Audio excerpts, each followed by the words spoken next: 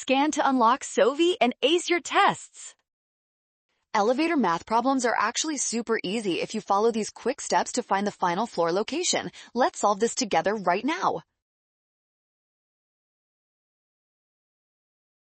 First, we need to find the total displacement by calculating the area under the velocity graph from 0 to 30 seconds. This represents the total distance the elevator moved up or down.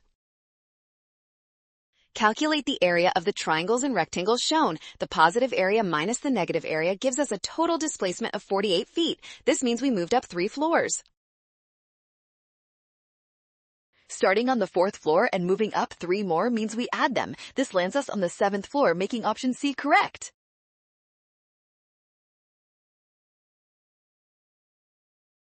Well done! Scan the code. You can learn better with Sovi. Watch signs to avoid a rush, trust given values, and check your steps.